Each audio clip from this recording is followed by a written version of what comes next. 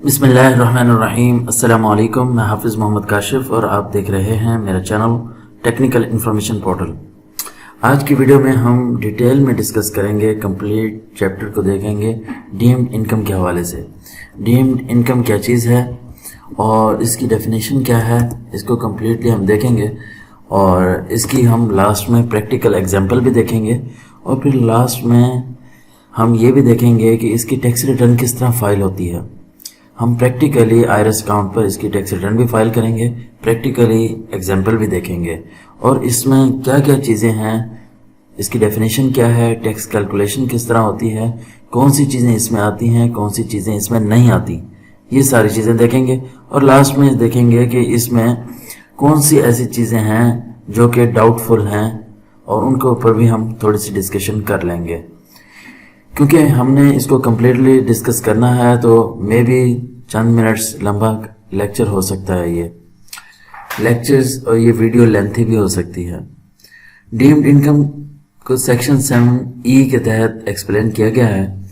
Deemed income क्या है actually?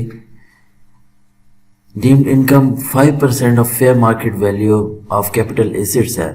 Capital assets की भी हम डेफिनेशन लेते हैं। डीम्ड इनकम निकालने के लिए एक डेफिनेशन तो यह है कि फेयर मार्केट, आपके जितने भी कैपिटल एसेट्स हैं उसकी फेयर मार्केट वैल्यू लें 5%, ठीक है, वो इनकम होगी। क्योंकि ये एक्चुअल इनकम नहीं होती, ये अज्यूम की जाती है। डीम्ड का मतलब ही यही है।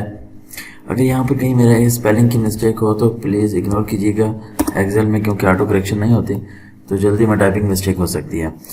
तो अजम्पशन की इनकम है, हमने कैपिटल एसेट्स अपने देखने हैं और जितने भी उनकी फेयर मार्केट वैल्यू होगी उसका 5% लेंगे, ठीक है। 5% of fair market value of capital assets, वो जो 5% जो होगी हमारी अजम्पशन होगी, इनकम होगी, समझी जाने वाली इनकम होगी, ये एक्चुअल इनकम नहीं होती।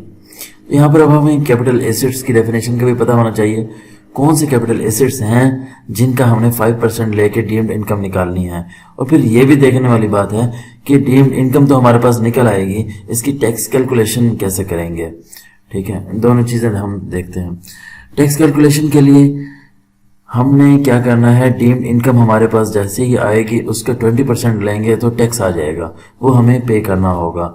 फॉर एग्जाम्पल हमारे पास कैपिटल एसेट्स की तादाद यहाँ पर आई है, कैलकुलेशन जो भी हमने की है उसका 5% लेंगे, डीम्ड इनकम आ जाएगी। डीम्ड इनकम का 20% लेंगे तो वो टैक्स आ जाएगा।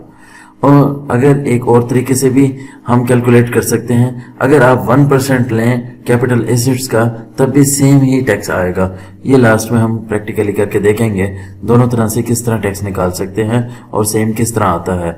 ये टैक्स जो हमें बताया गया है इसका मैंने रेफरेंस भी दे दिया है स्केड्यूल का। अच्छा, इसकी डेफिनेशन में मज़ीद जो कंडीशन है वो ये है कि ये टैक्स ईयर 2022 में भी लागू है और उससे आगे भी लागू है।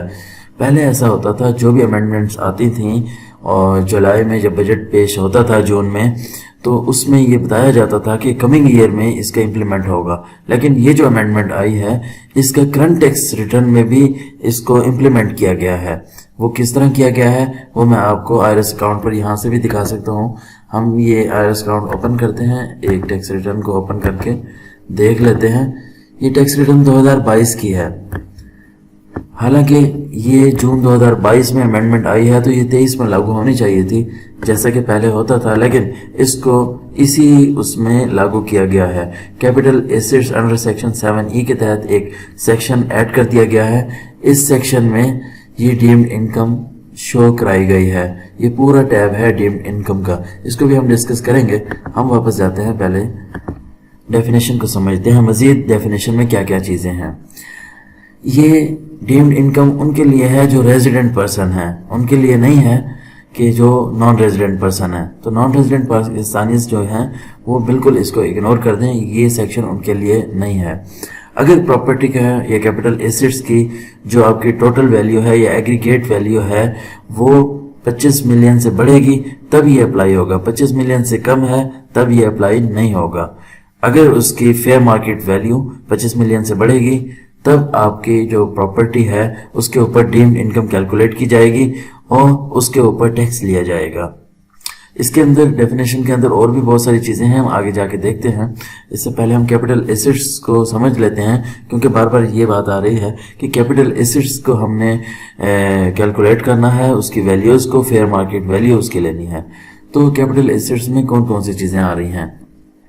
एक तो है प्रॉपर्टी ऑफ एनी काइंड, किसी किस्म की भी प्रॉपर्टी इसमें आ जाती है, और वो प्रॉपर्टी जो बिजनेस के साथ कनेक्ट ना हो, यानी कि उसके साथ बिजनेस आप ना कर रहे हो, और उसके अंदर उस प्रॉपर्टी के अंदर स्टॉक इन ट्रेड भी ना हो, कंज्यूमेबल स्टोर्स भी ना हो, और रॉ मटेरियल्स वगैरह ये चीज़ें उसके अंदर ना हो, बिजनेस पर्पस के लिए भी यूज़ ना हो रही हो, और उस प्रॉपर्टी से कोई के अंदर शेयर्स भी ना हो, स्टॉक्स भी ना हो, सिक्योरिटीज भी ना हो। और डेप्रिसिएशन जिसकी आप लेते हैं, डेप्रिसिएबल चीज़ है, अमोर्टाइजेशन जिसकी लेते हैं, ऐसे एसेट भी ना हो जिसकी आप डेप्रिसिएशन डिडक्ट करते हैं या अमोर्टाइजेशन वगैरह लेते हैं, और कोई भी मूवेबल एसेट्स भी ना हो प्रॉपर्टी के अंदर, यानी कि सिंपली इमूवेबल प्रॉपर्टी आनी है, और वो प्रॉपर्टी आनी है जो किसी बिजनेस में भी यूज ना हो रही हो।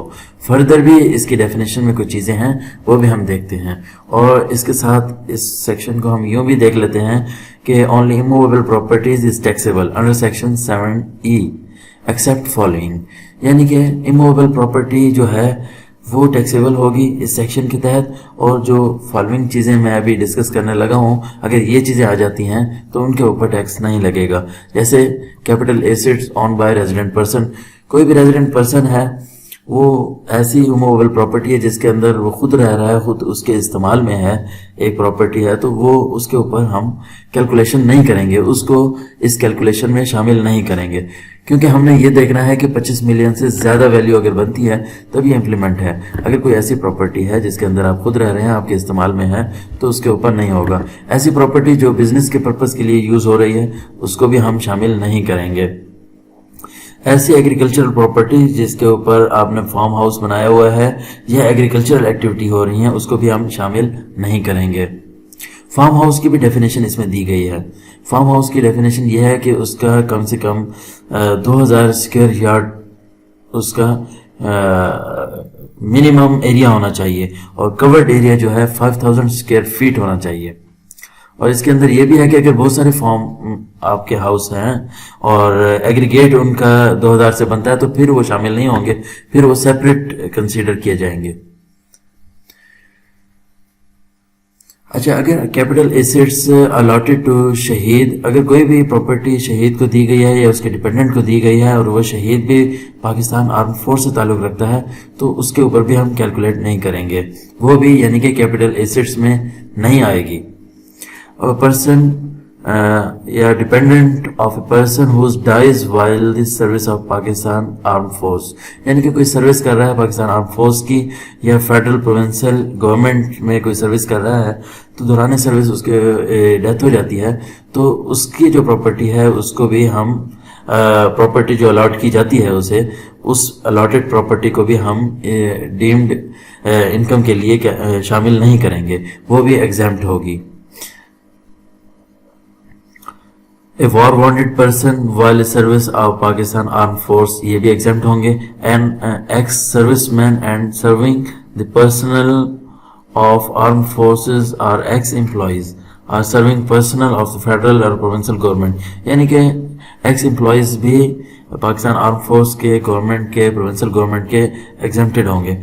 Any property from which income is taxable and tax is paid there on.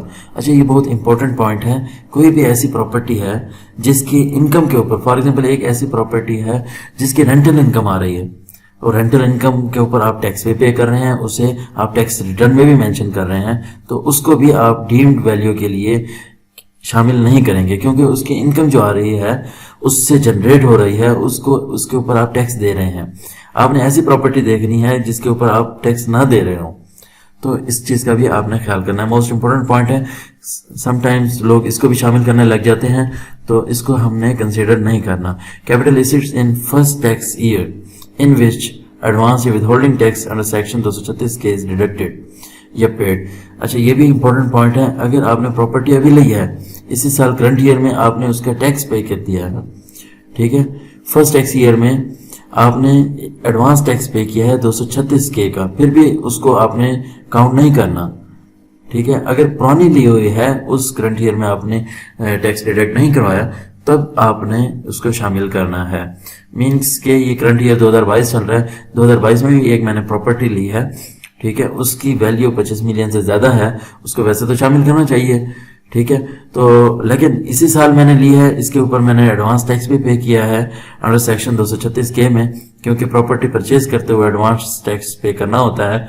अब करंट रेट इसके जो चल रहे हैं 2% चल रहा है, अगर आप फाइलर हैं, एक्टिव टैक्स पे लिस्ट में आते हैं। अगर एक्टिव टैक्स पे लिस्ट में नहीं आते, फिर आपको 7% पे करना होता है।